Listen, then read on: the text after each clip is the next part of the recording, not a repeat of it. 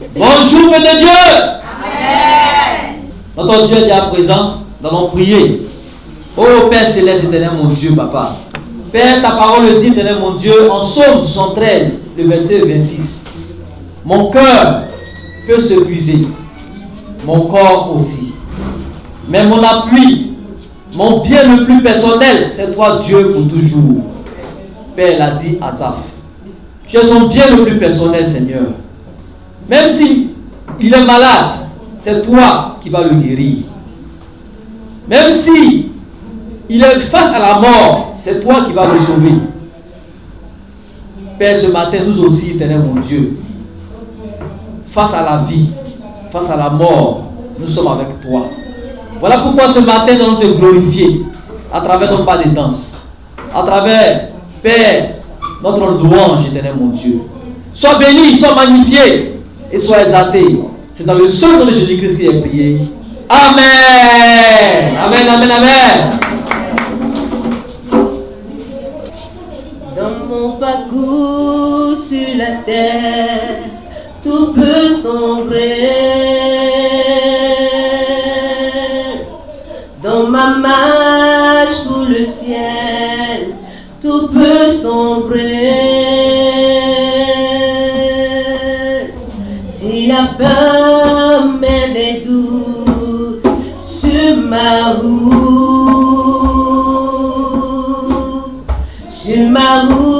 je chanterai, tu es fidèle. Dans mon parcours sur la terre, dans mon parcours sur la terre, tout peut sombrer. Dans mon parcours sur la terre, dans mon parcours sur la terre, tout peut sombrer. Dans ma marche vers le ciel, dans ma marche vers le ciel, tout peut sombrer. Si la peur met des doutes, si la peur met des doutes sur ma route, je chanterai, sur ma route, je chanterai, tu es fidèle. Dans mon parcours sur la terre, dans mon parcours sur la terre, tout peut sombrer. Dans ma marche pour le ciel, dans ma marche pour le ciel, tout peut sombrer. Si la peur met des doutes, si la peur met des doutes sur ma route, je chanterai, sur ma route je chanterai, tu es fidèle, Emmanuel, Emmanuel, Emmanuel, Emmanuel. Dans mon parcours sur la terre, tout peut sombrer. Dans ma marche pour le ciel, tout peut sombrer. Si la peur met des doutes sur ma route,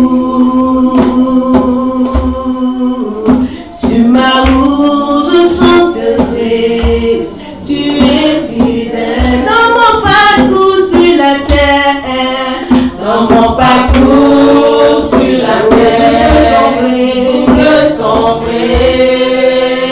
Dans ma marche vers le ciel, dans ma marche vers le ciel,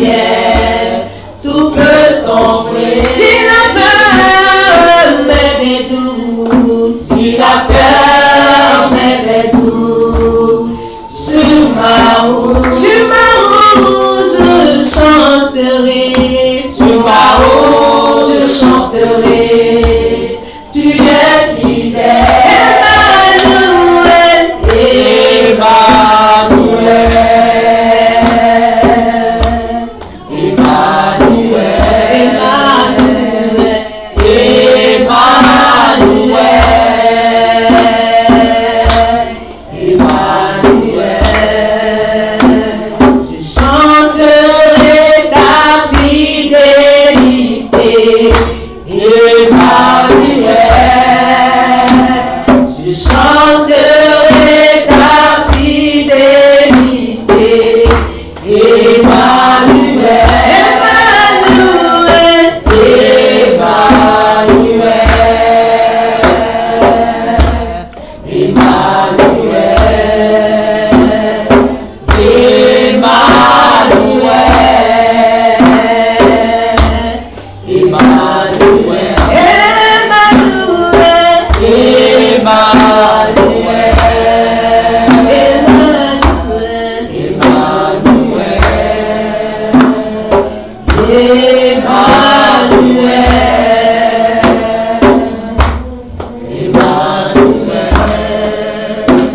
je chanterai ta fidélité. Emmanuel, je chanterai ta fidélité.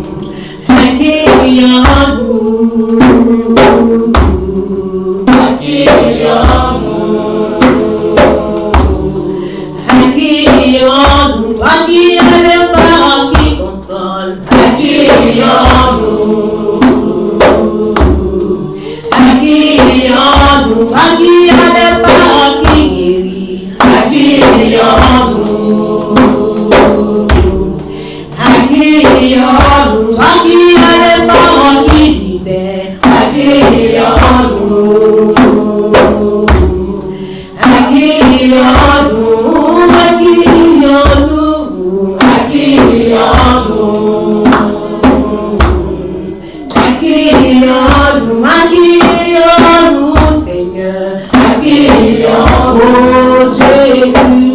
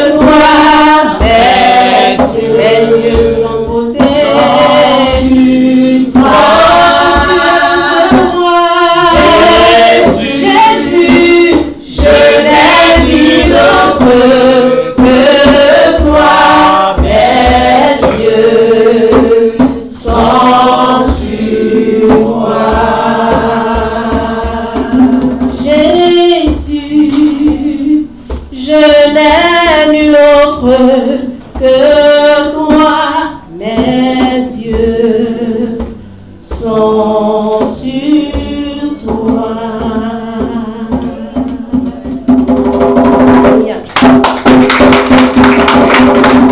Alpha, Oméga, à part toi, il n'y a point d'autre Dieu. Alpha, Oméga, à part toi, il n'y a point d'autre Dieu. Alpha, Oméga, Alpha, ton Dieu, à part toi, il n'y a point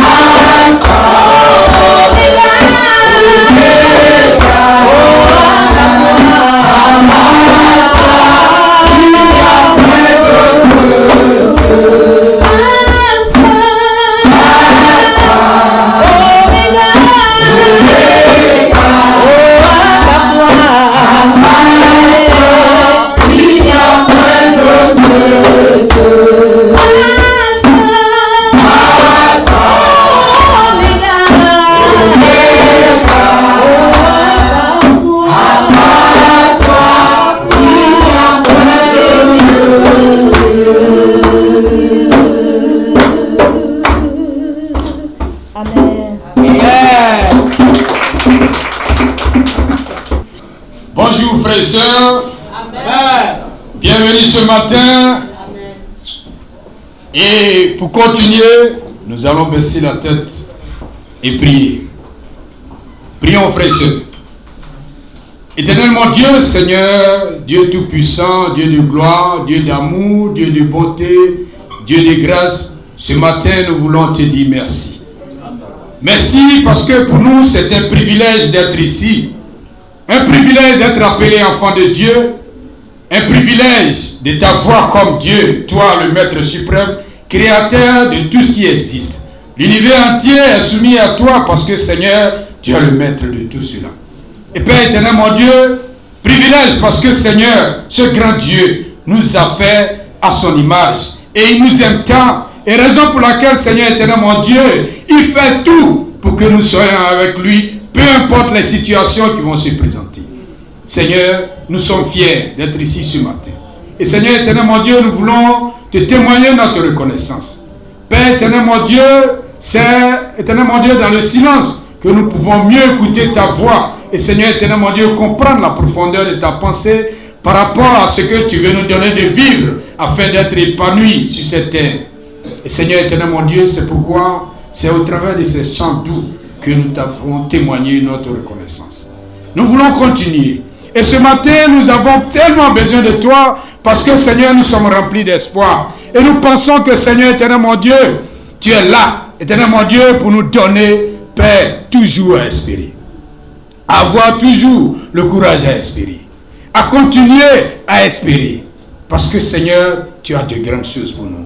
Tu nous as dit, notre demain, ce n'est pas ici. Et Père éternel, mon Dieu, pour y aller, nous devons vivre en espérance, Seigneur éternel, mon Dieu. Et toujours en marchant, Seigneur éternel, mon Dieu, selon tes prescriptions. Et ce matin, nous sommes là. Nous voulons apprendre de toi. Et c'est pourquoi, Seigneur éternel, mon Dieu, nous sommes tous réunis. Et nous voulons, Seigneur, que tu nous aides à avoir le cœur disposé pour pouvoir t'adorer convenablement. Pour pouvoir écouter, Seigneur éternel, mon Dieu, attentivement tes paroles. Et pouvoir, Seigneur, la conserver dans notre cœur et l'appliquer, Seigneur éternel, mon Dieu, à notre vie. Ô Dieu Tout-Puissant, pardonne-nous. Malgré tout cela, Seigneur éternel, mon Dieu, nous salissons ton nom. Nous te trahissons. Nous, Seigneur éternel, mon Dieu, qui devons être des ambassadeurs, Père éternel, mon Dieu, pour te représenter dignement, nous ne sommes pas à la hauteur de cette tâche. Et c'est pourquoi ce matin, nous voulons te supplier, s'il te plaît, prends pitié de nous. Et Seigneur éternel, mon Dieu, accepte-nous tels que nous sommes. Et Seigneur, que nous ayons le courage, Père, de nous dépouiller de tout cela devant ta face et de pouvoir, Seigneur éternel, mon Dieu, adopter ce que tu nous enseignes chaque jour. Merci, parce que Seigneur, au travers de la vie de certains de nos serviteurs, tu nous as démontré comment nous devons vivre. Et Seigneur éternel, mon Dieu, te glorifier. Père, leurs vies ont été un témoignage pour te rendre gloire. Et nous voulons, Seigneur éternel, mon Dieu, imiter cela. Pour dire que, Seigneur, nous avons compris ton message. Ce matin, nous sommes là. Nous voulons oublier tous nos problèmes, parce que tu es la solution à tout. Nous voulons nous appuyer sur toi, parce que tu es celui qui donne de l'espoir. Et Père éternel, mon Dieu, qui donne le réconfort et l'épanouissement. Père, merci. Merci parce que tu nous aimes tant. C'est pourquoi tu utilises toutes les situations pour nous châtier, afin de nous réveiller. Oui, parce que le temps est mauvais. Et tu le sais très bien. Et tu ne veux pas, tu l'as dit dans ta parole, que ta volonté est que toute l'humanité soit sauvée et qu'elle parvienne à connaître la vérité. Et Seigneur, nous voulons marcher effectivement à ta suite pour être véritablement sauvés. Ce matin, merci de nous accueillir ici. Merci de ce que, pendant que nous sommes ici, tu prends soin de nos parents respectifs, Seigneur. Pendant que nous sommes ici, nos affaires sont gérées par toi. Pendant que nous sommes ici, toi-même tu prends soin de donner l'éducation qu'il faut à nos enfants. Pendant que nous sommes ici, Seigneur, tu assures la sécurité de notre vie et tu nous donnes la conduite à tenir pour obtenir, Seigneur éternel, mon Dieu, la grande victoire. Merci vraiment pour tout. Et ce matin, nous sommes là. Père, tu ne descendras pas pour agir physiquement, mais tu vas utiliser des hommes à pouvoir, Seigneur éternel, mon Dieu, te servir, Père, aux yeux du peuple. Je prie au Dieu Tout-Puissant que ton esprit les remplisse et les utilise comme il se doit, afin que ton nom soit glorifié. Seigneur, efface les personnes et donne à l'Esprit éternel, mon Dieu, de nous communiquer ce qu'il nous faut en ce moment. Parce que nous avons tellement besoin de toi. Et Seigneur, nous voulons, Père éternel, mon Dieu, également être, Seigneur, des gens vers qui le monde va venir prendre des conseils, Seigneur éternel, mon Dieu, pour mieux se tenir dans ce monde. Et merci de pouvoir utiliser ceux qui vont intervenir ici pour le repas du Seigneur, le message des offrandes et le message principal et même les annonces, Seigneur. Et je prie qu'au travers de la communion fraternelle, nous puissions recevoir ce qui est nécessaire pour notre épanouissement, surtout à tes côtés. Merci vraiment de conduire ce moment. Et que partout tes enfants se trouvent, Seigneur, je te prie de les visiter. Peu importe le choix qu'ils auront opéré, tu es le Dieu qui est maître de toutes choses. Convainc-les et donne-leur de se détourner de ces mauvaises voies. Merci vraiment de nous donner ce qu'il nous faut ce matin. Et merci de remplir pleinement cette maison. Merci également, Seigneur, de nous transformer afin qu'en repartant, Seigneur, nous soyons différents de ceux de la manière dont nous sommes venus. Béni soit ton Saint-Nom. Que ton nom soit glorifié. Au nom de Jésus, nous t'avons prié. Amen. Bonjour les frères et sœurs. Nous sommes arrivés au moment du repas du Seigneur. Et je rappelle que le repas du Seigneur est réservé aux disciples de Jésus-Christ. Amen. Et le repas du Seigneur a été institué par notre Seigneur Jésus-Christ afin que nous puissions nous rappeler de tout ce qu'il a fait pour nous sur la croix. Et en ces jours délicats ou difficiles pour nous, nous allons nous encourager en lisant, en prenant donc le livre de 1 Thessaloniciens, chapitre 4. 1 Thessaloniciens, chapitre 4, du verset 13 au verset 18. 1 Thessaloniciens, chapitre 4, du verset 13 au verset 18. Je lis donc la parole de Dieu. Nous ne voulons pas, frères, que vous soyez dans l'ignorance au sujet de ceux qui dorment, afin que vous ne vous affligiez pas comme les autres qui n'ont point d'espérance. Car si nous croyons que Jésus est mort et qu'il est ressuscité, croyons aussi que Dieu ramènera par Jésus et avec lui ceux qui sont morts. Voici en effet ce que nous vous déclarons d'après la parole du Seigneur. Nous les vivants, restez pour l'avènement du Seigneur, nous ne dévancierons pas ceux qui sont morts. Car le Seigneur lui-même a un signe donné à la voix d'un archange et au son de la trompette de Dieu descendra du ciel. Et les morts en Christ ressusciteront premièrement. Ensuite, nous les vivants, qui serons restés, nous serons tous ensemble enlevés avec eux sur des nuées, à la rencontre du Seigneur dans les airs.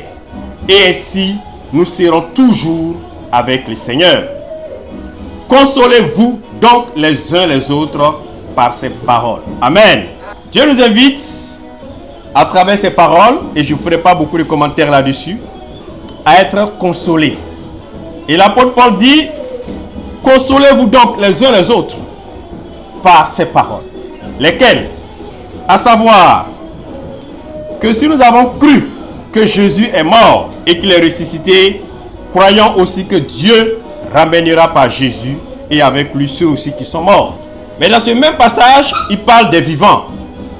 Il dit, nous les vivants, restez pour l'avènement du Seigneur, nous ne dévancierons pas ceux qui sont morts. C'est vrai, certains frères et sœurs nous ont précédés auprès du Seigneur. Mais Dieu veut nous rappeler que nous qui sommes vivants, nous demeurons vivants. Amen. Et ça, c'est important. Parce que parfois, dans l'angoisse, et surtout avec tout ce que nous vivons, tout ce que nous avons vécu, la peur peut s'emparer de nous. La peur, l'inquiétude et une certaine forme d'instabilité. Mais Dieu nous dit, nous restons vivants jusqu'à l'avènement du Seigneur. Amen. Et fortifions-nous avec ces paroles. Consolons-nous avec ces paroles. Que non seulement nous vivons, mais nous vivons pour attendre l'avènement du Seigneur. Et en Jean chapitre 11, complétons donc cela. Jean chapitre 11, du verset 25 au verset 26.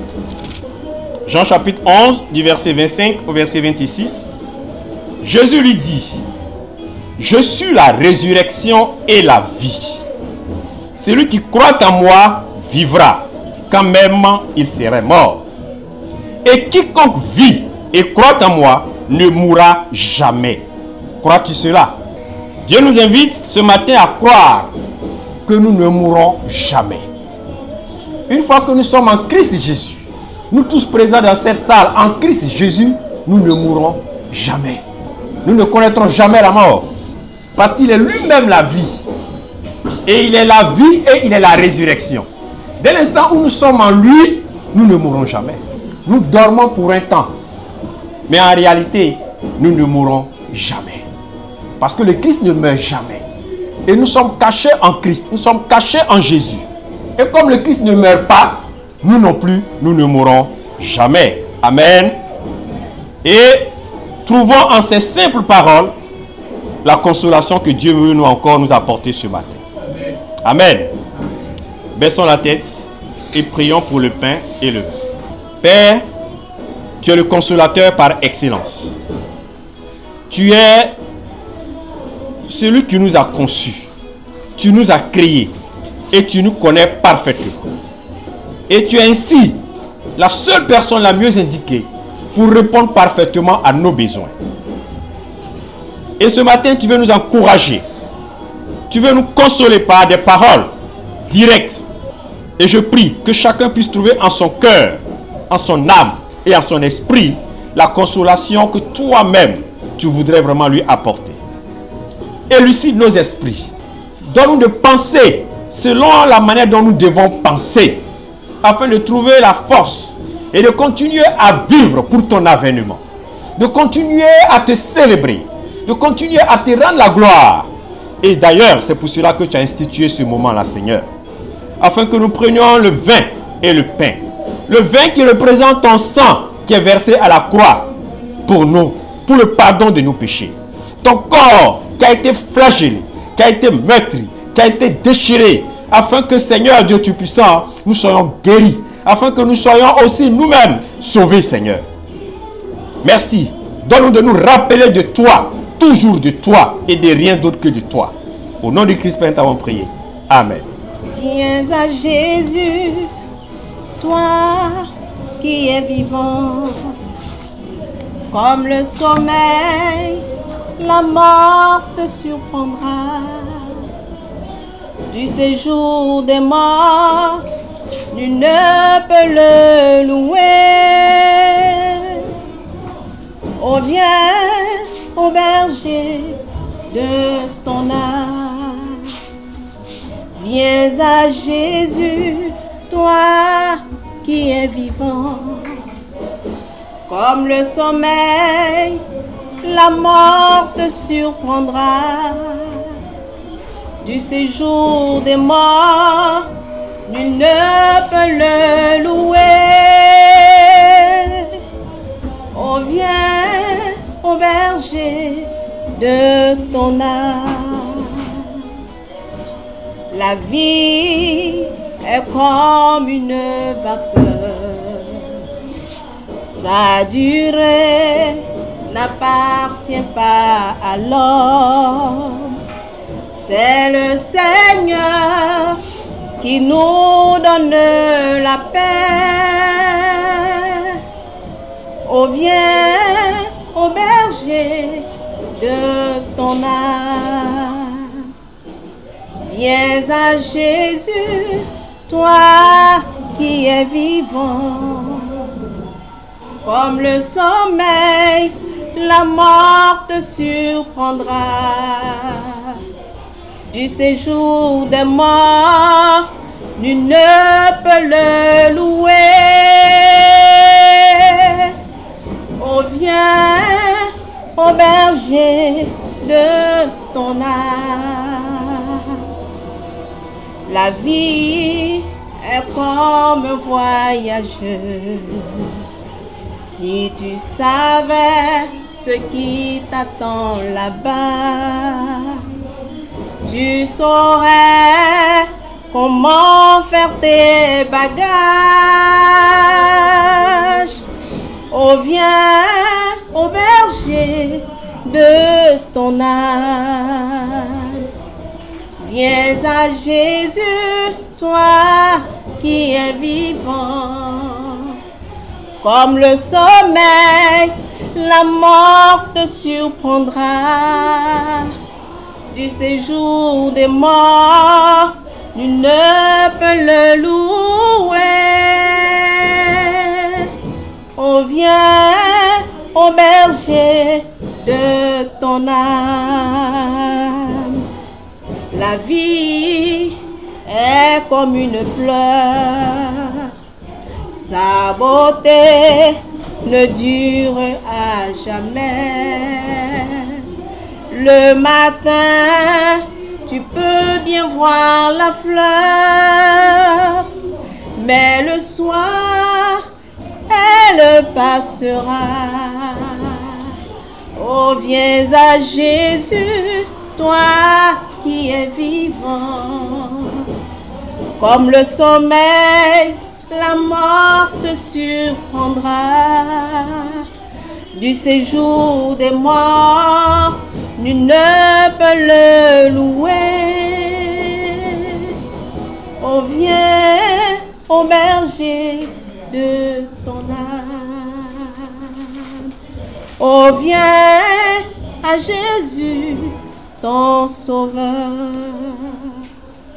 Oh, viens à Jésus, ton sauveur.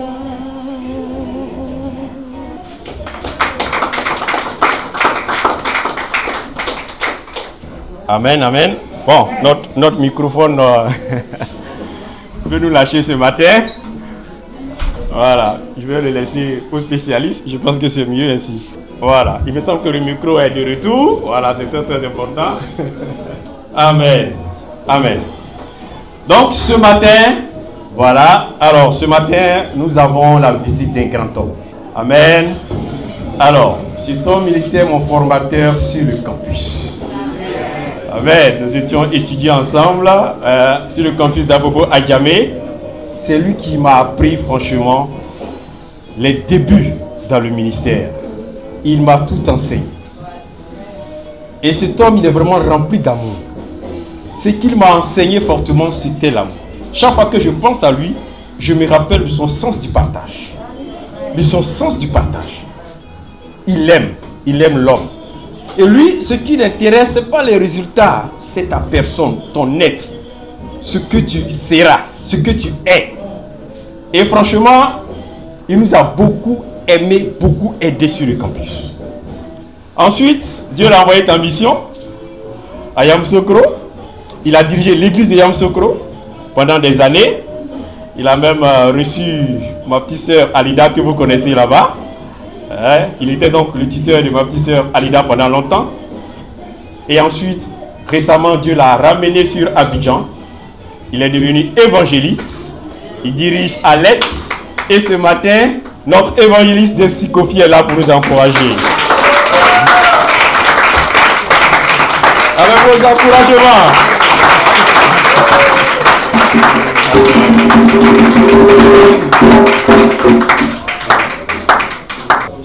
Donc vraiment, bonjour à tous. C'est une joie et c'est un privilège pour moi d'être là ce matin. J'ai été très surpris et encouragé par mon frère Herbert. C'est mon ami, c'est vraiment un frère pour moi. Il est comme quelqu'un qui fait partie de ma famille. On a été très proches et on est toujours proches. Et vraiment, je dis merci pour l'encouragement. S'il était blanc, j'allais rougir. Mais les noirs, nous, on ne rougit pas. Peut-être qu'on noircit. Mais merci beaucoup pour l'encouragement. Vraiment, quand l'évangile Philippe m'a dit de venir ici, c'est vrai que j'avais un programme. Après, il l'a appelé, il a dit bon, je vais venir. Parce que je me suis dit, si Dieu veut que je vienne ici, c'est venir encourager. Amen.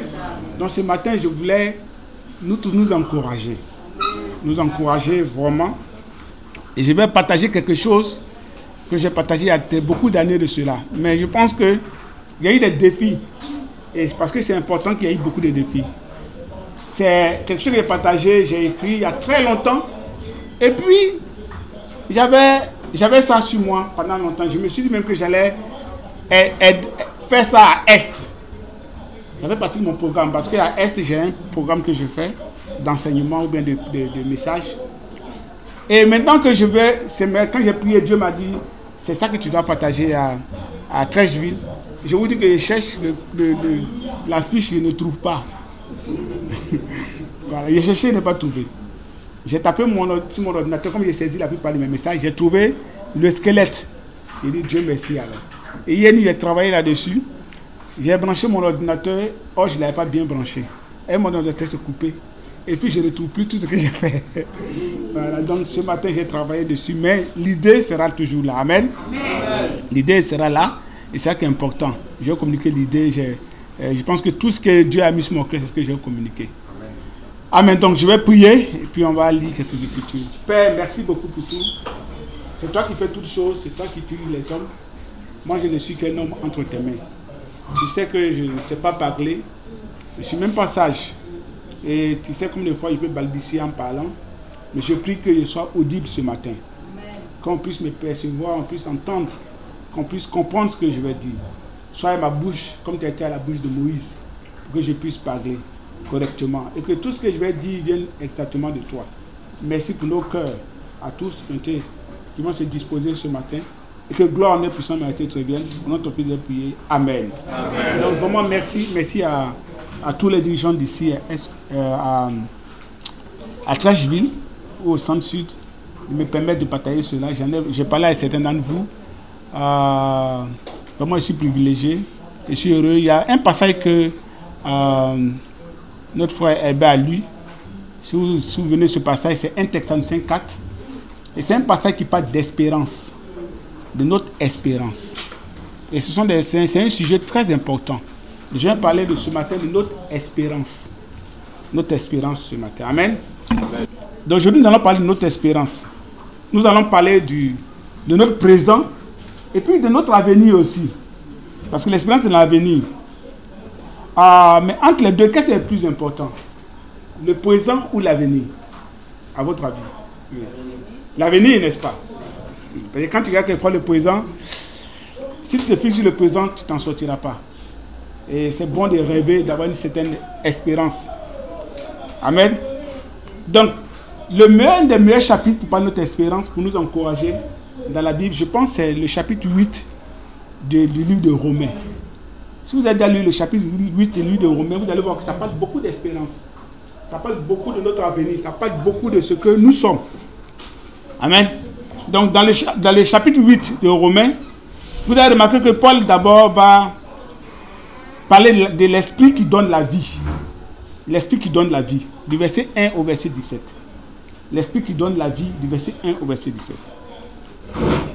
Et au verset 5, il va dire ceci. Romains 8, verset 5, il va dire ceci. Romains 8, 5. En effet, les hommes livrés à eux-mêmes tendent vers ce qui est conforme à l'homme livré à lui-même. Mais ceux qui ont l'esprit tendent vers ce qui est conforme à l'esprit. Ça, c'est encourageant, n'est-ce pas? Nous qui avons l'esprit, on tend vers ce qui est conforme à l'esprit. Et après cela, il va maintenant aborder un autre sujet. C'est l'espérance au milieu de toutes nos détresses. Il va aborder le sujet de l'espérance. À partir du verset verset 18 déjà, il va aborder l'espérance chrétienne. Dans Romains chapitre 8. Et vous allez voir que dans le verset 28, on connaît bien ce passage qui dit que nous savons que toute chose fait concourir. C'est ça, vous connaissez ça, n'est-ce pas? Ça, c'est parler de l'espérance. Et puis enfin, maintenant, il va parler d'un autre sujet qui est que l'amour de Dieu est une assurance certaine. Voilà. Ça, c'est dans tout ça dans Romains. C'est comme ça qu'il s'est découpé Romains chapitre 8. En 3 grandes parties.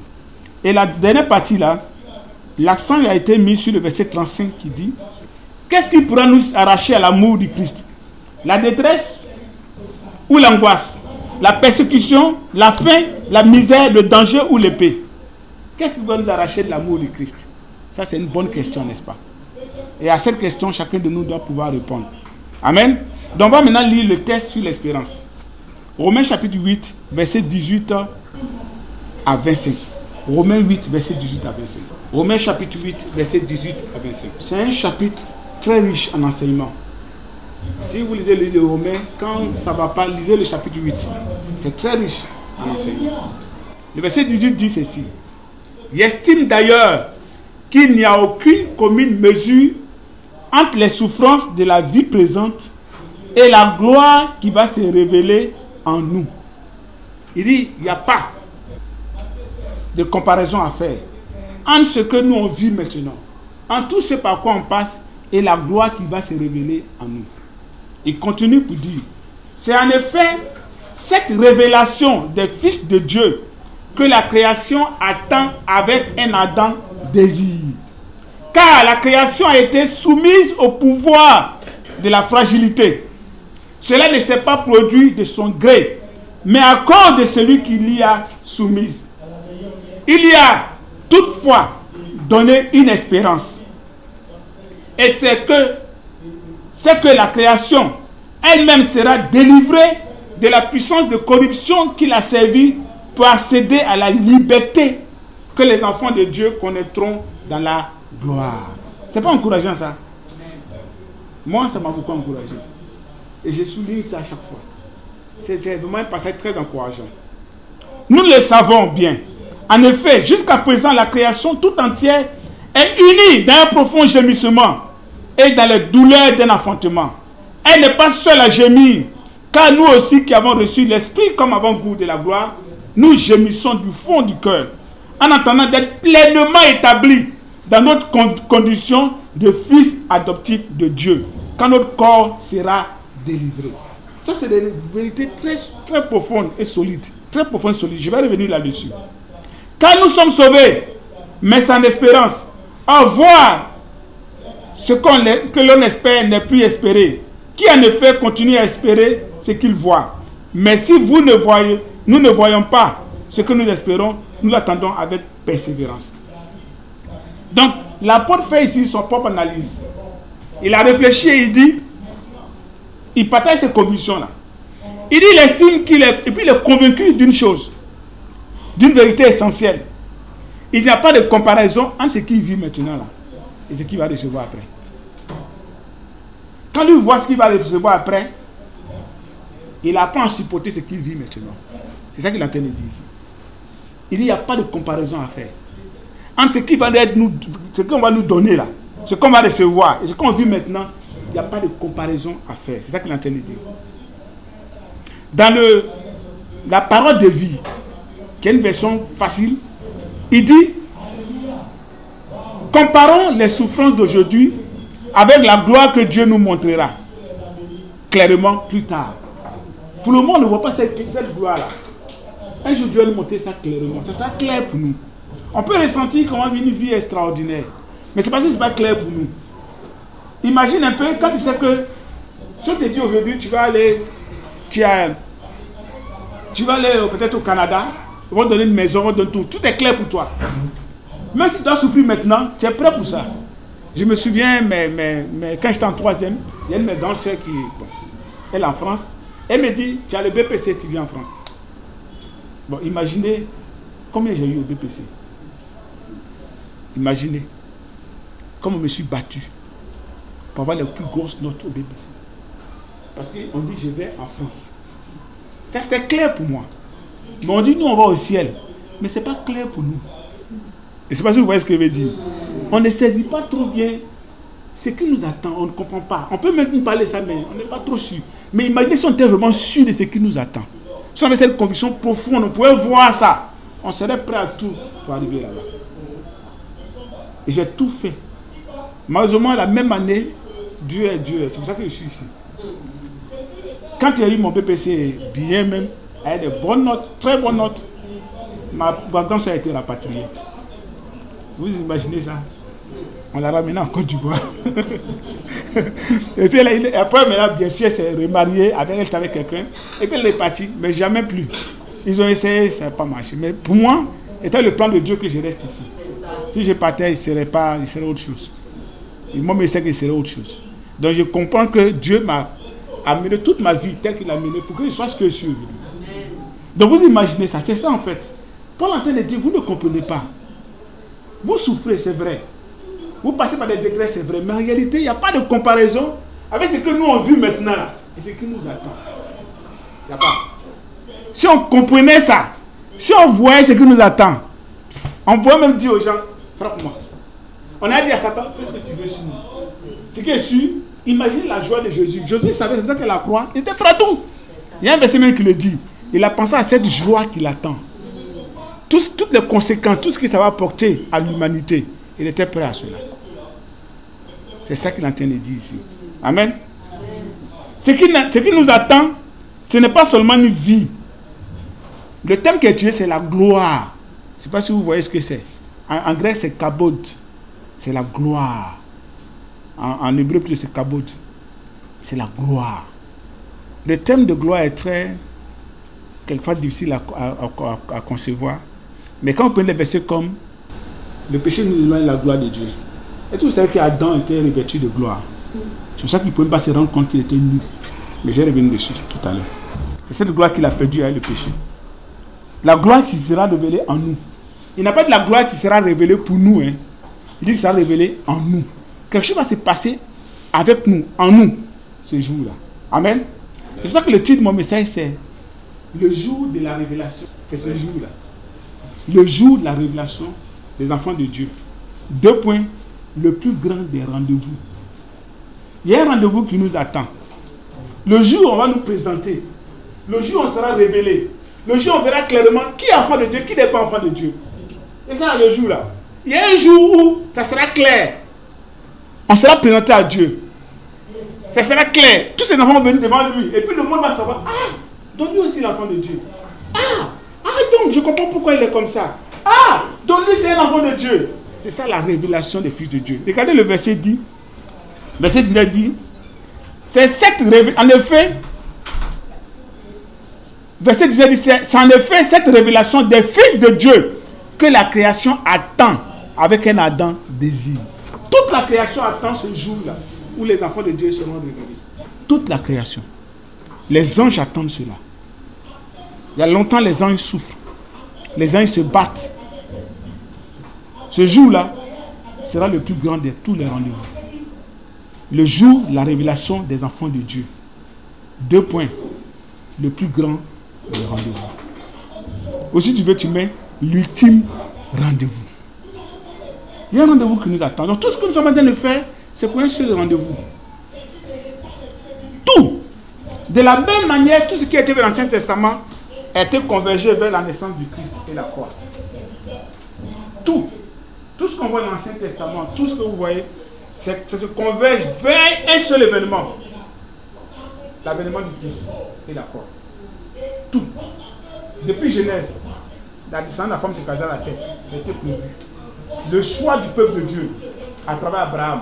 Tout ce qui a été fait, toutes les lois ont été faites pour qu'on arrive à la croix. Aujourd'hui, c'est ouvert jusqu'à ce qu'on arrive à un grand rendez-vous où les enfants de Dieu seront révélés. Amen. Toute la création attend cela. Et la Bible, le verset dit que la création même soupire. Souffre. Il dit, mais il faut qu'on soit libérés. Tant qu'ils ne sont pas libérés, nous, on n'est pas libérés. Vous voyez, leur libération, leur joie de toute la création dépend de le jour où nous, on sera libérés. Si vous lisez bien le verset dit, quand la création a été soumise au pouvoir de la fragilité, cela ne s'est pas produit de son gré, mais à cause de celui qui l'y a soumise. Il y a toutefois donné une espérance. C'est que la création elle-même sera délivrée de la puissance de corruption qui l'a servi pour accéder à la liberté que les enfants de Dieu connaîtront dans la gloire. C'est notre liberté qui va libérer toute la création. Je lis 2 choses sur la création. Quand Dieu a créé, tout était parfait. Et puis tout a été détruit. Qu'est-ce que les lions mangeaient quand Dieu a créé les lions? Les lions n'étaient pas carnivores. Les lions n'étaient pas carnivores. Les lions étaient herbivores. Vous imaginez l'atmosphère dans laquelle Adam et Ève ont vécu. Vous imaginez les 4 fleurs qui étaient dans le jardin d'Éden. Vous voyez la beauté qu'ils avaient. tout a été détruit. C'est ça qui va être restauré. C'est le plus grand de tous les rendez-vous. Parce qu'il a dit, je vous donne pour nourriture les herbes et les fruits. Et puis il dit ça aussi aux animaux. Vous imaginez comment personne peut survivre s'il y avait tous ces animaux terribles là, s'ils étaient tous carnivores. Je dis ça quand même. Comme vous ne croyez pas.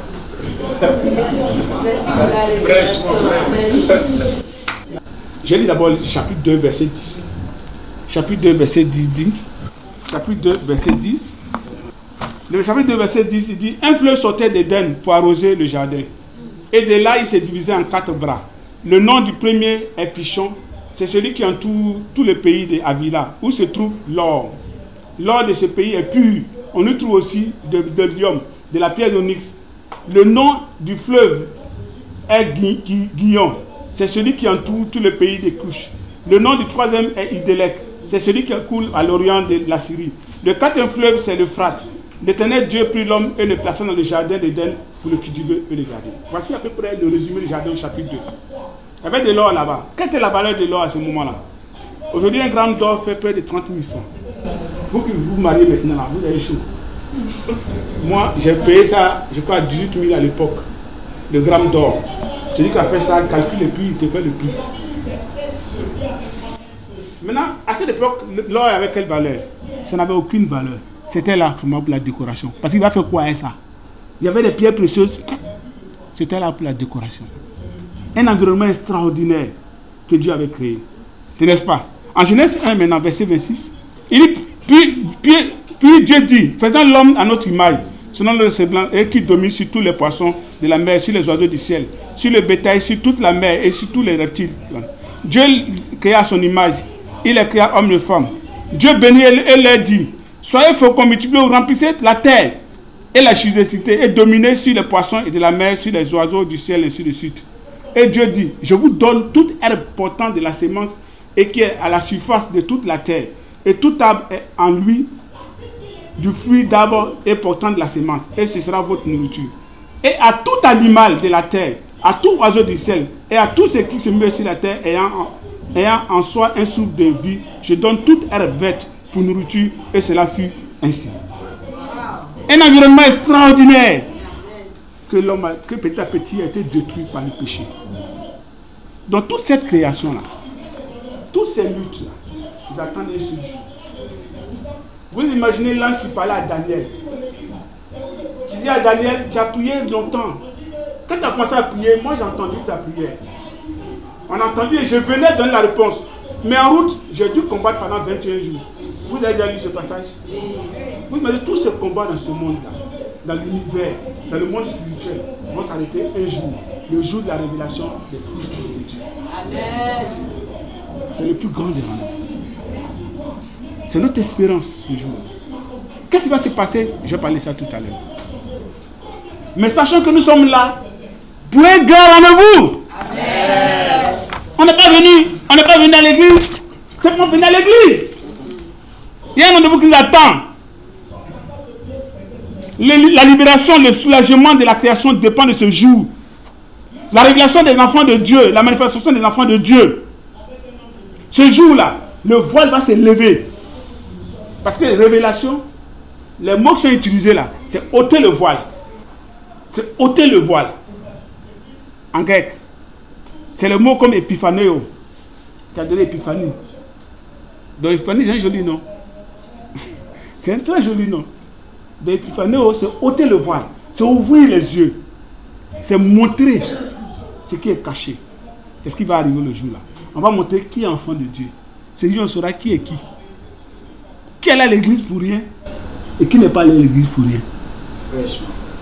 On sera présenté. On marche comme ça. On dit ton nom. Voici Herbert. Présent papa. Et tu marches. On dit tes noms. Présent. Ils vont nous présenter. Il y a un film qui m'a marqué.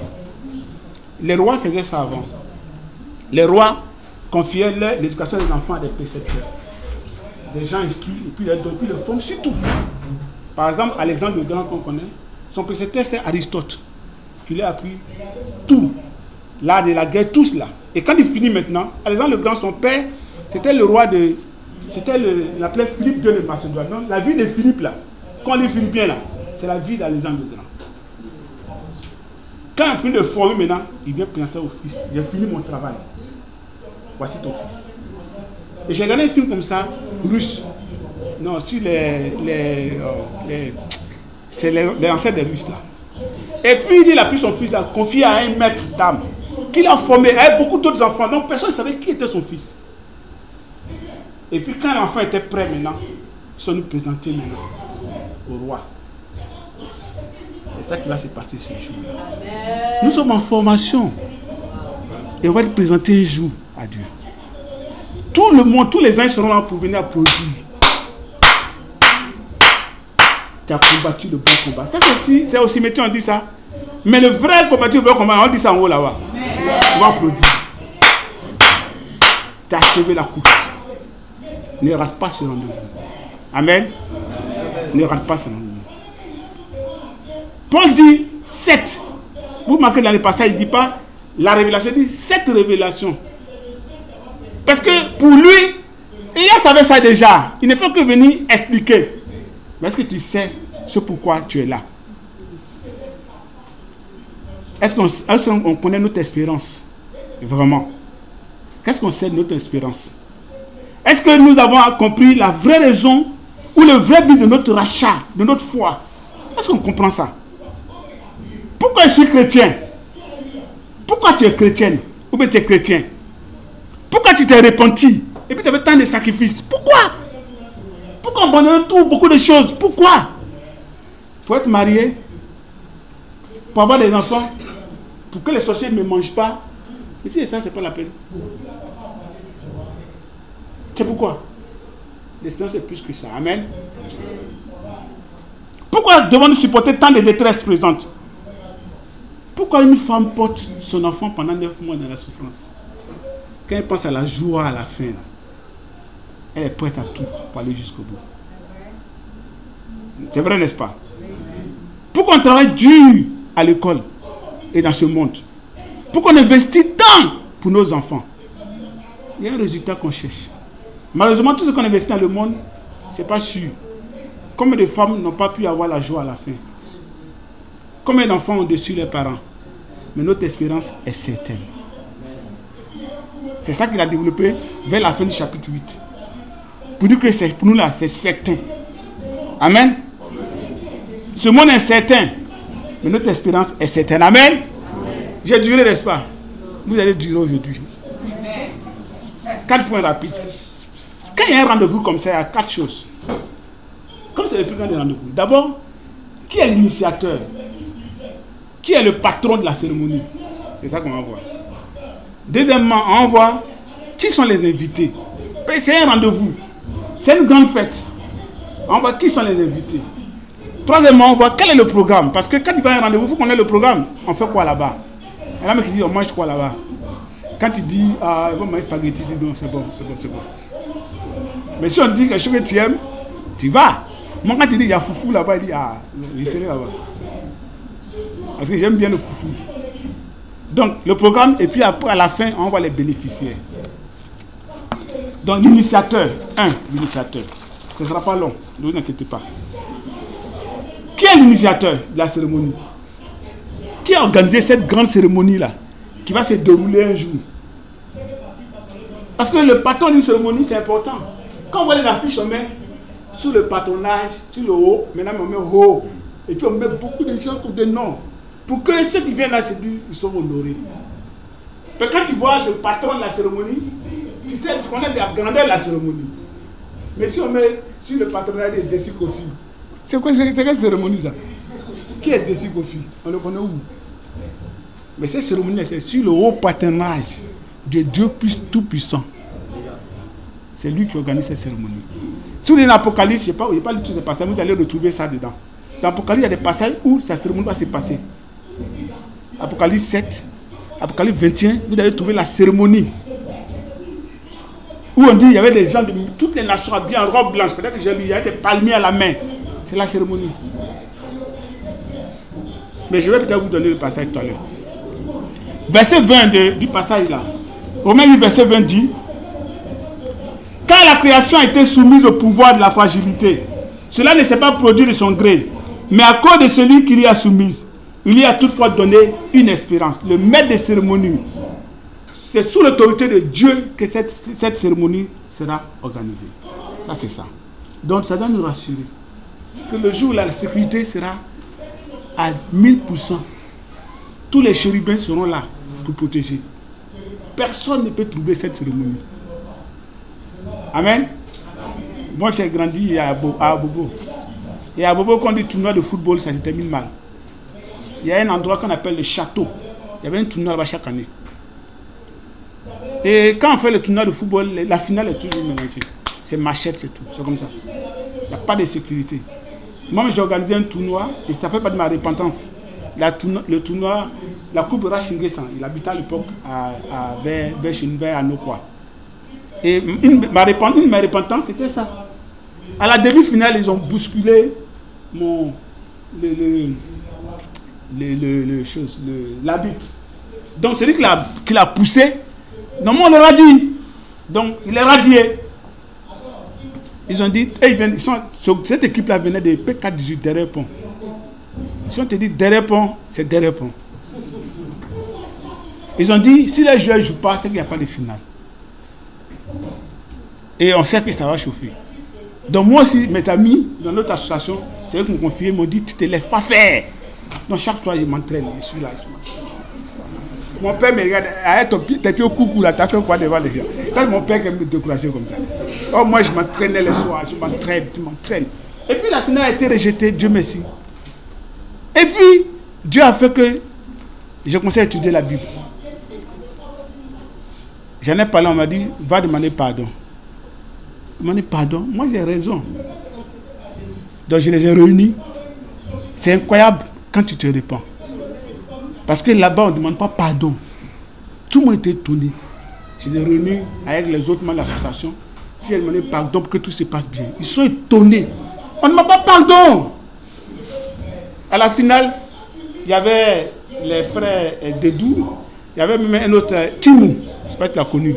Kimou, il habitait à côté. Ils sont venus assister à la finale. C'est la meilleure finale de ce quartier-là. Quand c'est fini, j'ai quitté l'association. Mais notre cérémonie au ciel, là, c'est sécurisé à 1000%. Amen. Parce que c'est sous le haut patronage du Dieu Tout-Puissant. Soyons rassurés. Amen. La deuxième chose, quels sont les invités? Qui est invité à la cérémonie qui va se produire là-bas, ce grand rendez-vous là? Matthieu 22, verset 1 à 14. La parabole du banquet. En fait, quand tu regardes la parabole du banquet, tout le monde est invité. Mais beaucoup d'appelés, mais peu d'élus. Donc vous lisez Matthieu 22, verset 1 à 14, c'est la parabole du banquet, hein, où Dieu a invité tout le monde. Mais malheureusement, il y a eu très peu d'élus. Les gens n'ont pas répondu à l'appel de Dieu. Beaucoup ne répondent pas. C'est ça le problème. Malheureusement. Donc, les invités, Dieu a invité tout le monde. Il veut que tout le monde soit sauvé. Mais tout le monde ne sera pas sauvé. C'est ceux qui sont repentis, qui sont fait baptiser, qui sont restés fidèles, qui vont participer à cette cérémonie-là. C'est pour ça qu'on doit rester fidèle. On doit s'accrocher. On doit se battre. Même si on doit aller en avion, au ciel, on va arriver là-bas. Si tu arrives au ciel, que tu es bien habillé, tu marches comme ça. Ce n'est pas le ciel, il faut bien regarder. Au ciel, on va partir comme ça. Comme ça qu'on va aller au ciel. On va au ciel avec la bouche déchirée. C'est un combat par le ciel. Amen. C'est un combat par le ciel. Tout le monde est invité. Et ceux qui restent fidèles, c'est ceux-là qui vont participer à la cérémonie. Troisièmement, quel est le programme de la cérémonie? Qu'est-ce qu'il y a dedans? J'ai étudié le passage que mon frère a lu tout à l'heure. Je vais revenir là-dessus. 1 Thessaloniciens 4, verset 13 à 18. Quand il a lu ce passage, j'ai été convaincu que c'est le message qu'il devait faire. 1 Thessaloniciens 4, verset 13 à 18. Et je lis le message Et je vais m'attarder sur ce message-là, sur ce passage plutôt. Nous ne voulons pas, frères, vous laisser dans l'ignorance au sujet de ceux qui sont décédés, afin que vous ne soyez pas tristes de la même manière. 1 Thessaloniciens 4, 13 à 18.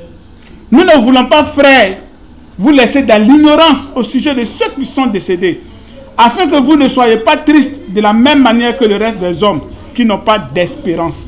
Nous, on a une espérance, on ne doit pas être triste. En effet, puisque nous croyons que Jésus est mort et ressuscité, nous croyons aussi que Dieu ramènera par Jésus et avec lui ceux qui sont morts. Car voici ce que nous vous déclarons d'après une parole du Seigneur. Nous qui serons restés en vie, au moment où le Seigneur viendra, nous ne précéderons pas ceux qui sont morts. En effet, au signal donné, sitôt que la voix de l'archange et le son de la trompette divine retentiront, le Seigneur lui-même descendra du ciel. Et ceux qui sont morts unis au Christ ressusciteront les premiers. Ensuite, nous qui serons restés en vie, en ce moment-là, nous serons enlevés ensemble avec eux dans les nuées, pour rencontrer le Seigneur dans les airs. Ainsi, nous serons pour toujours avec le Seigneur. Encouragez-vous donc mutuellement par ces paroles.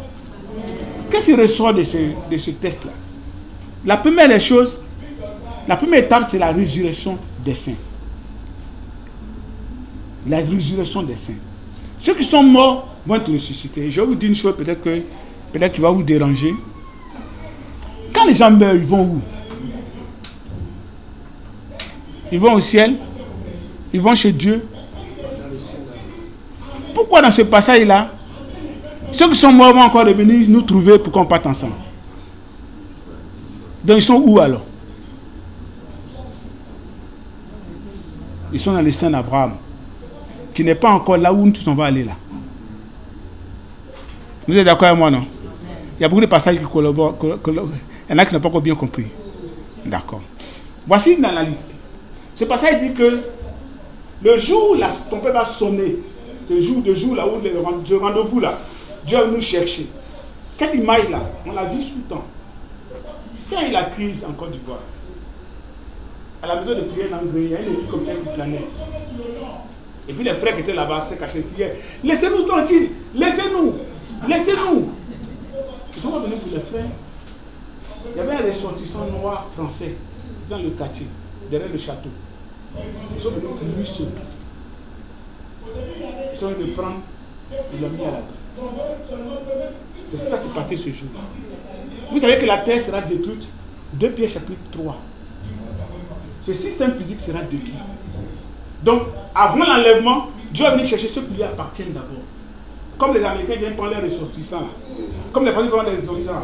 Dieu va venir prendre ses ressortissants sur la terre. Ça va se passer. Et puis la terre sera détruite. Tout le système sera désagrégé. Comme ce qui a fait de le déluge cette fois-ci, le déluge c'était l'eau. Dieu va utiliser l'élément maintenant feu pour détruire cette terre. Mais avant ça, il va enlever ses enfants. Donc qu'est-ce qui va se passer? Selon ce passage, il y aura une trompette qui va sonner. La caille va sonner, la caille. Et puis la Bible dit que le Seigneur lui-même descendra, lui-même il va venir nous chercher. Il ne va pas envoyer ses généraux. Il dit, moi, je serai sur le terrain. Imaginez ce passage. C'est un passage simple. Mais regardez ce qui va se passer. Il vient spécialement pour nous. Lui-même va descendre du ciel. Il dit, je viens les chercher ensemble. Avec toute l'armée céleste. Et maintenant, deuxième étape, ceux qui sont morts vont se réveiller. N'est-ce pas? Ils vont venir nous trouver. Et puis nous, on sera ensemble. Et puis ensemble, on va monter au ciel. On va monter. Bon, je n'arrive pas à monter, mais on va monter. Mais le jour là, je vais monter aussi. Vous savez pourquoi on va monter? Parce qu'on n'a pas ce corps. Je vais parler de ça après. Ça, on appelle la glorification. Quand on voit les grâces, on parle de sanctification, tout. Mais la dernière étape, c'est la glorification. Ce corps sera transformé. Ce nouveau corps qu'on va avoir, je pourrais traverser un mur avec ça. C'est ce que le corps que Jésus avait à la résurrection. Les gens étaient fermés et puis se retrouvaient avec lui. C'est ce corps que tu as. C'est pour ça que la gloire est grande. C'est grand. Ce n'est pas un corps que tu peux blesser. C'est extraordinaire ce qu'on va recevoir. Donc, ce que je suis en train de dire, c'est que s'ils sont morts, que ceux qui sont morts vont se ressusciter. C'était où? Ils vont nous trouver. Pourquoi s'ils sont chez Dieu, ils vont nous trouver encore? C'est comme si nous sommes à Yamoussoukro. Tu dis que nous trouvons à la gare de l'ITV à Djamé pour que nous soyons repartis à Yamoussoukro. Non, parce qu'ils sont dans d'autres endroits. Dans le séjour de mort, il y a deux endroits. Il y a le sein d'Abraham et il y a le lieu de tourment. Le sein d'Abraham, c'est pour ceux qui sont morts justes. Ils sont là-bas, ils attendent. Je ne sais pas si vous comprenez ce qu'on dit. Amen. Donc ceux-là maintenant vont sortir. On va les voir. On va les embrasser. On va les dire comment ici. Dis-nous là. Et puis nous tous maintenant, Dieu va nous appeler. Bon, c'est pas comme il a fait, mais on va commencer à monter au ciel. C'est bon? C'est bien compris? C'est ce qui va se passer. C'est pour ça que le rapport sera debout. Tu dois te battre pour ça. Tu sais ça? Tu te bats. Quand tu comprends ça là, pourquoi les premiers chrétiens là, on les tue, on les massacre, puis tu vois les gens qu'on cible, et puis ils restent fidèles. Moi j'ai lu l'histoire de l'église d'une soeur au 2e siècle, qu'on a écartelé à des chevaux. Ils acceptent ça pourquoi? Parce qu'ils comprenaient ce qu'il y a. Quand Étienne a vu là, tu vas lui faire quoi, puis ça lui dit quelque chose. Lui voit la gloire là. Nous, de toute façon, on ne voit pas. Quand tu vois gloire, tu as fait quoi un coup de un caillou sur toi? Tu as fait quoi avec ça? Je ne sais pas si vous comprenez, non? Tu as fait quoi avec ça? Tu as fait quoi avec ça? Ce qui nous attend est très grand. On n'est pas venu pour ce monde. Ah non, je n'ai pas beaucoup de travail, il faut que quelqu'un ait plus d'argent. Ça, c'est pour vivre ici. C'est pas pour ça. Paul dit que si c'est pour ça, là, nous sommes les plus perdants. Vous n'avez jamais lu ce passage hier. Il a dit ça. Donc c'est ce qui va se passer. Donc la première chose, c'est la résurrection des saints. Et cette résurrection, quand Dieu fait quelque chose, il y a un principe dans l'Ancien Testament. Tout ce que vous voyez dans le Nouveau Testament, là, il y a une sémence. Pour que quand ça s'est fait, ça a été déjà fait, pour qu'on croit. Qui a été ressuscité dans l'Ancien Testament? Il y a eu beaucoup qui ont été ressuscités. Pour que, quand le Nouveau Testament, Jésus en parle, personne ne va dire non. Parce qu'ils ont déjà vu. Qui a été élevé? L'élévation qu'on est là. Il y en a deux au moins. Il y a eu qui? Enoch et puis Élie. Donc ça fait deux témoins. On appelle ça le symbolisme des chiffres. 2, c'est le nombre le plus petit. Pour dire qu'un témoignage est vrai. Et c'est 2 ou 3. Ça suffit. Pour montrer que si Jésus dit qu'il va être élevé, on va être élevé, c'est pas faux. Et vous avez déjà vu, vos ancêtres l'ont été élevés 2. Et chaque fois que les Juifs attaquent Jésus, Jésus les ramène à et ce qui s'est passé là-bas. Et tant, quand il attaque, il dit, mais vous Shabbat, vous dites quoi de lui? C'est comme ça qu'il a fait. Dieu fait d'abord, et puis il vient refaire. Pour dire qu'il a déjà fait. Amen. Je vous donne ce principe pour que vous compreniez certains versets quand vous allez lire. Amen. Daniel chapitre 12, verset 1 à 2, parlez de la résurrection. Daniel 12. J'espère qu'on est en train d'être encouragés. Et mon but, c'est de nous encourager, nous tous. Daniel 12. En ce temps-là, se lèvera Michel. Verset 1 à 2. Daniel, il y a une partie apocalyptique. L'Apocalypse, c'était pas le nom du livre. C'est un style que les Juifs utilisaient. Et vous allez trouver ça dans Ézéchiel, vous allez trouver ce style dans Matthieu 24. C'est un style, on appelle le style apocalyptique. C'est une manière de parler en image. Daniel chapitre 12, verset 1 à 2. En ce temps-là, se lèvera Michel, le grand chef, qui a pour mission d'aider ton peuple. Ce sera un temps de détresse qui en a jamais que les nations existent jusqu'à ce moment-là. En ce temps-là, seront sauvés ceux de ton peuple dont le nom est inscrit dans le livre. Beaucoup de ceux qui dorment dans la poussière de la terre se réveilleront. Daniel, 550 ans avant Jésus-Christ. Il y a tellement longtemps qu'il a écrit ça. Les autres, pour la honte de l'horreur éternelle. Les hommes qui auront eu la sagesse resplendiront alors comme le firmament. Et ceux qui auront amené un grand nombre à être justes brilleront comme des étoiles à toujours et à jamais. Amen. On doit briller comme des étoiles si on amène les gens justes. Donc il y a eu des cas de résurrection, il y a eu des cas de Lazare, il y a eu des cas de Dorcas, il y a eu des cas de Tychus. Là c'est la première des choses. Donc première des choses, résurrection des saints. Deuxième étape dans l'histoire, la venue du Christ, le jour du Seigneur. Il va descendre du ciel.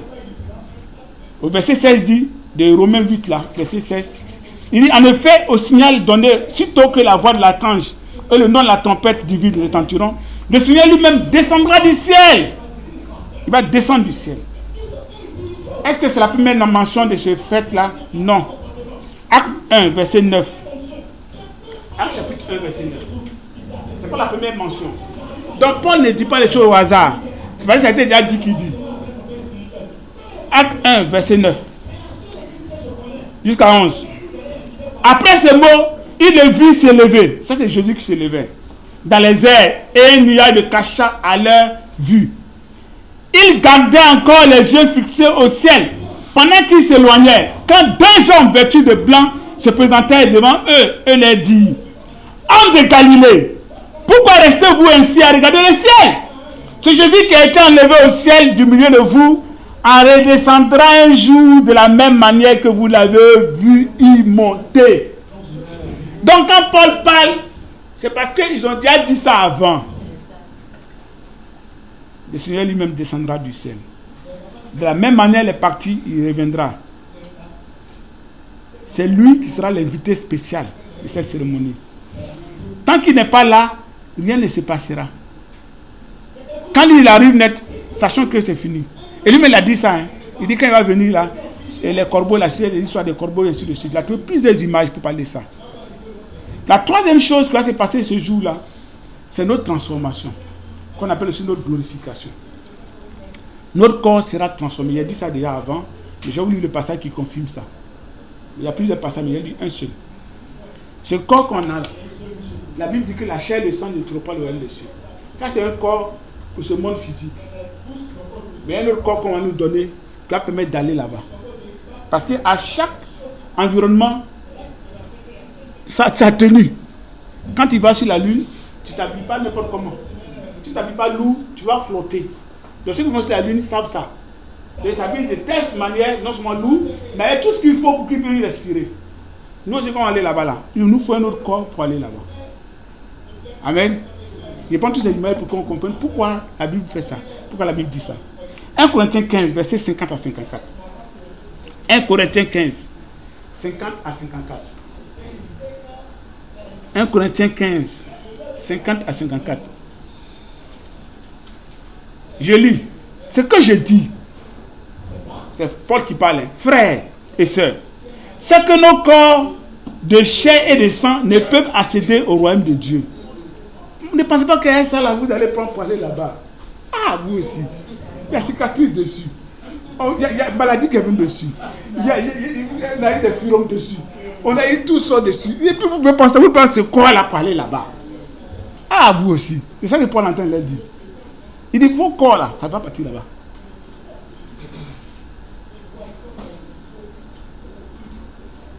Ce qui est corruptible ne peut avoir part à l'incorruptibilité. Ça ne peut pas.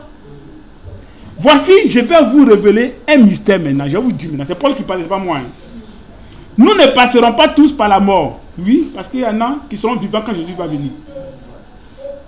Mais nous serons tous transformés. Ça, c'est ça qui est vrai. Parce que si on n'est pas transformé, il faut qu'on va arriver là-bas. Là-bas, ce n'est pas ça là qu'on va là-bas.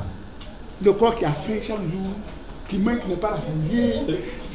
C'est un corps, c'est fatigant. Moi, je n'ai pas fatigué au corps là. Paul m'a dit que la vie de quitter même parti même. C'est à cause de la mission qu'il est resté. Parce que c'est fatigant. Un peu, il est fatigué un peu. Il faut le laver. Il faut le parfumer quelquefois, même sinon c'est pas bon. C'est compliqué. Il dit, ne pense pas que ça qu'à aller là-bas. Ça là, si tu vas à ça là-bas, on te chasser. C'est ça que Paul est en train de dire aux gens. Parce que nous les hommes, on est têtus. Hein. On l'a forcé pour aller à ça. Il dit, ils vont te chasser. Ça passe pas là-bas. Il dit, ils seront transformés. Il dit, en un instant. Et puis, c'est pas transformation d'usine. On fait passer par ici, chaudière là. Dieu n'est pas dans vos autres détails là. Dieu fait comme ça, puis ça c'est fait. C'est les gens qui mettent processus. Tant, labo. Tant. Tu vas à l'hôpital, examen. Tu vas à 8h, tu sors à 18h. Ça, c'est les hommes.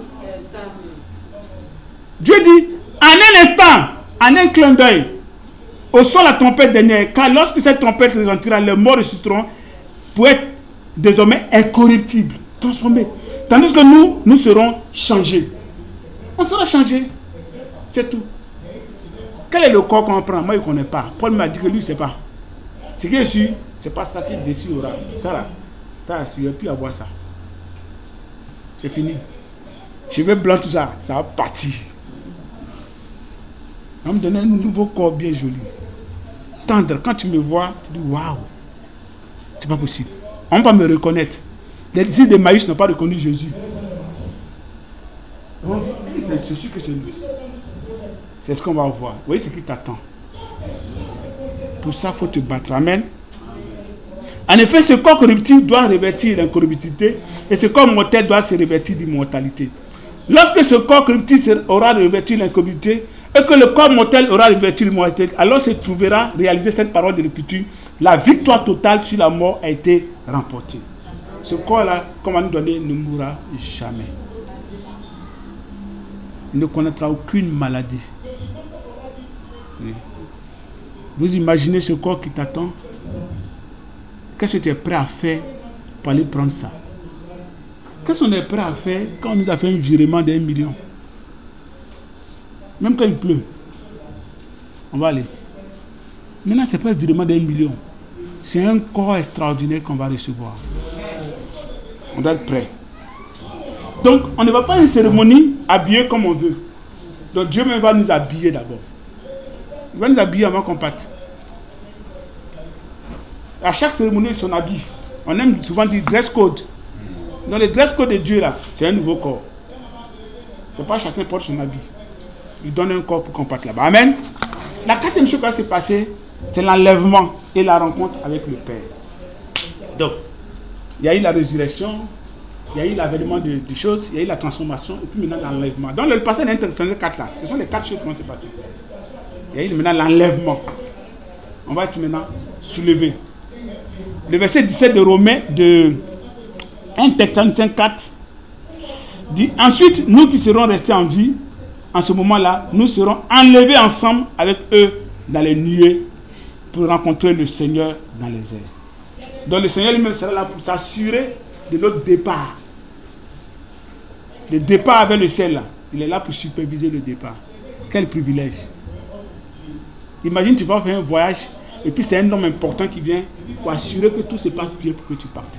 On ne fait pas ça pour n'importe qui. On fait ça pour quelqu'un qui est important. Et dans l'Ancien Testament, on a vu ça. On a vu Enoch, on a vu Élie, comme on a dit tout à l'heure. Donc voilà comment ça s'est passé. Amen. Quatrièmement, pour terminer, les bénéficiaires. Qui bénéficient? Bon, ce sont les lauréats, quoi. C'est ceux qui seront persévérants jusqu'à la fin. Amen. Jusqu'à la fin. Je n'ai pas lu beaucoup de passages pour ça. Vous savez de quoi il parle. Tout ce que je suis en train de dire, c'est qu'on doit se battre pour rester fidèle. On doit se battre. Parce que ce qui nous attend est extraordinaire. Amen. On doit se battre pour rester fidèle. Dans le jour de la révélation des fils de Dieu, le jour de la révélation des enfants de Dieu, c'est le plus grand de tous les rendez-vous. C'est pour ça que tu as été baptisé. Pour ce rendez-vous-là. Tu as pris ton passeport quand tu as été baptisé. Tu as ton visa pour le ciel qui est prêt. Quand Jésus va venir, est-ce que ton visa sera toujours là? Est-ce que ton passeport sera à jour? Ou bien c'est là que tu as couru comme dans la parabole des vierges là. Tu as allé chercher maintenant ton passeport. Où j'ai mis mon passeport? Où j'ai mis mon visa? Il faut que tu sois toujours prêt à partir. Être prêt, c'est garder son cœur pur. Être prêt, c'est être toujours sur la brèche. Être prêt, c'est continuer à avoir cette foi qu'on avait au départ en Dieu. C'est ça, être prêt. Amen.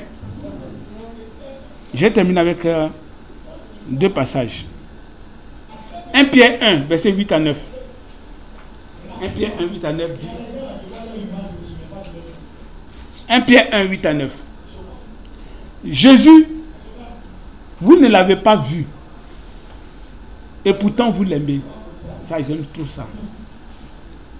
C'est vrai, moi je ne l'ai pas vu, mais je l'aime. Ou bien c'est vrai, non? Il ne sait pas comment, mais je l'aime. Moi je ne l'ai pas vu. C'est pas celui que je vois dans les films là, ça c'est un acteur. Celui même qui a fait Jésus de Nazareth, il fume. Et je connais son histoire un peu. Il a même dit à des sœurs catholiques, je ne suis pas Jésus, parce qu'elle le suit partout. Je te dis, je ne suis pas Jésus. Je ne suis qu'un acteur, c'est un acteur anglais. Je ne fais que faire fume. Mais je ne suis pas Jésus. Il dit, vous l'aimez. Mais en plaçant votre confiance en lui, sans le voir encore, vous êtes rempli d'une joie glorieuse qu'aucune parole ne saurait exprimer. Waouh. Verset 9. Car vous obtenez votre salut, qui est le but de votre foi.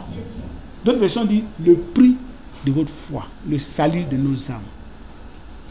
Donc tout ce qu'on fait à la fin, la couronne là, c'est le salut. Si je fais tout ça pour ne pas être sauvé, moi j'ai perdu, hein. J'ai regretté. Tu abandonnes tout, tu te bats pour vivre une vie juste, et puis tu n'es pas sauvé, à quoi ça sert? Apocalypse 7, verset 9 à 10, et 13 à 17 dit,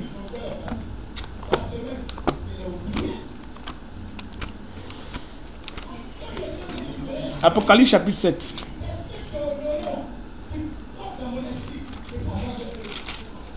Apocalypse 7,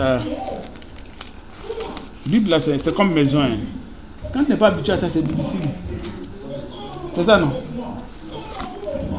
Il y a des maisons, tu rentres là-bas, tu ne sais pas où tu vas partir. C'est comme Bible. Apocalypse 7, verset 9. Verset 9 à 10 et puis 13 à 17. Après cela, je regardais et voici, il y avait une grande foule que personne ne pouvait compter, de toute nation, de toute tribu, de tout peuple et de toute langue. Ils se tenaient devant le trône et devant l'agneau, revêtus de robes blanches. Waouh! Et des palmes dans leurs mains. Et ils criaient d'une voix forte, disant, le salut est à notre Dieu qui est assis sur le trône et à l'agneau. Et tous les anges se tenaient autour du trône et des vieillards et des 4 êtres vivants. Ils se prosternaient sur leur face devant le trône et ils l'adoraient en disant Amen, Amen, Amen. Verset 17 dit, 13 à 17 dit, et l'un des vieillards prit la parole et me dit, ceux qui sont revêtus de robes blanches, qui sont-ils? Ou d'où sont-ils venus? Je lui dis, mon Seigneur, tu le sais. Et il me dit, ce sont ceux qui viennent de la grande tribulation. Ils ont lavé leurs robes et ils les ont blanchis dans le sang de l'agneau. C'est pour cela qu'ils sont devant le trône de Dieu et le servent jour et nuit dans son temple. Celui qui est assis sur le trône dressera sa tente sur eux. Ils n'auront plus faim, ils n'auront plus soif et le soleil ne les frappera point, ni aucune chaleur. Que Dieu nous bénisse. Amen. Et à Dieu soit toute la gloire.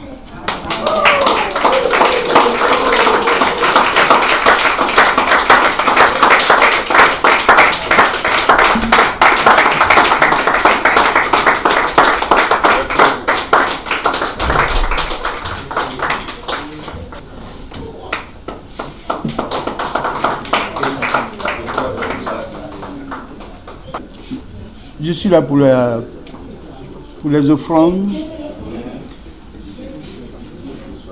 Je voudrais vous inviter à ouvrir avec moi la Bible en Luc 6, verset 38. Luc 6, verset 38. Je lis la parole de Dieu. Donnez et il vous sera donné. On versera dans votre sein une bonne mesure, serrée, secouée et qui déborde.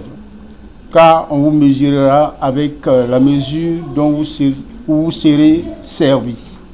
Alors à travers ce passage, Dieu veut nous exhorter à donner.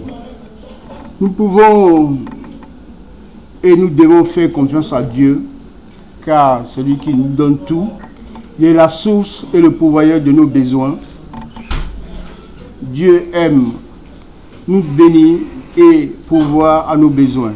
Par exemple, on peut voir dans 2 Rois chapitre 4, versets 1 à 7, que Élisée, par le touchement de Dieu, a fait un miracle et a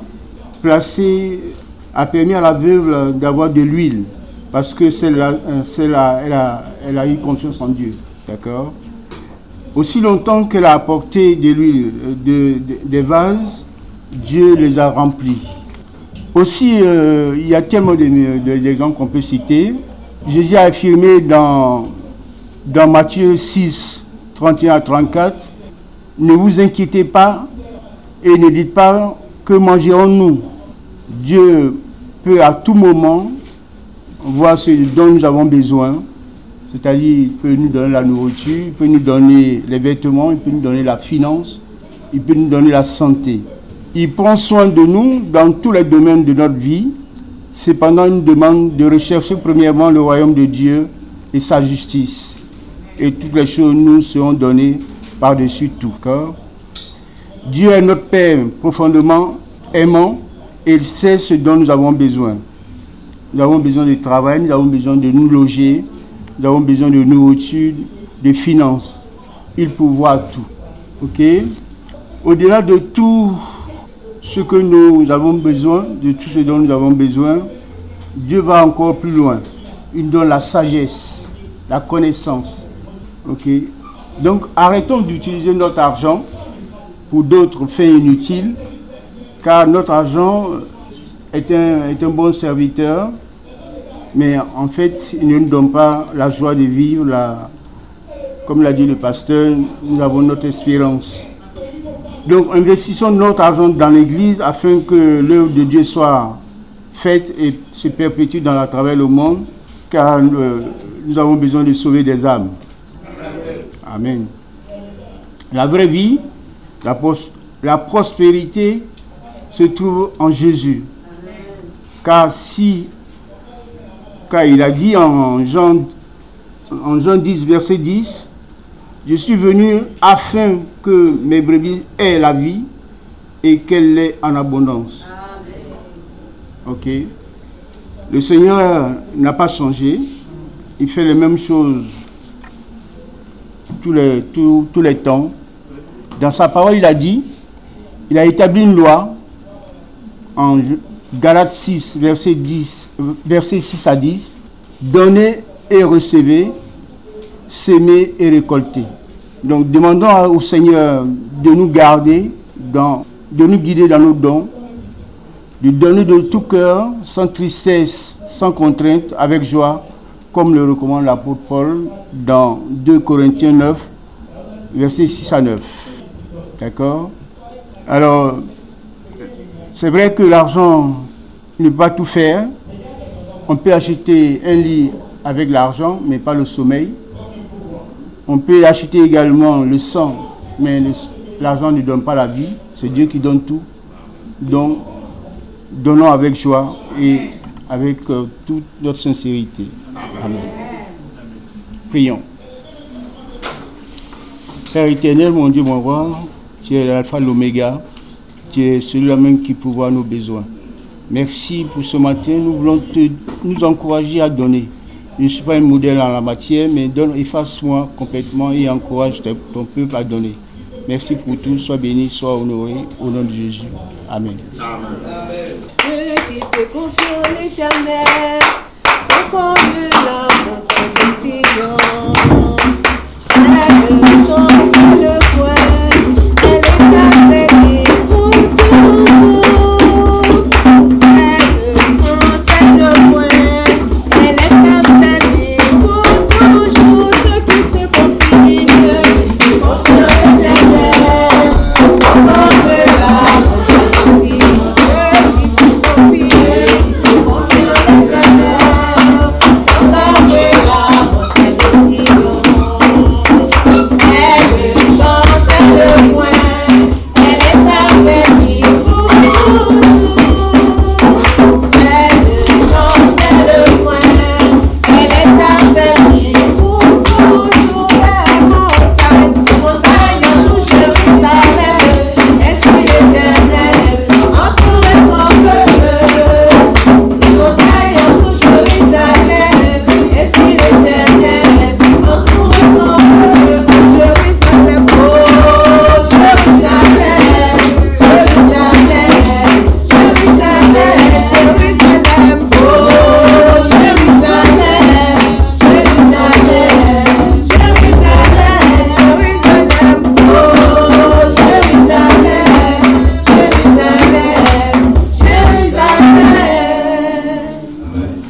Père, merci pour ces dons. Merci pour tous ceux qui ont donné, même ceux qui n'ont pas encore donné. Bénis-les, afin que prochainement nous puissions donner.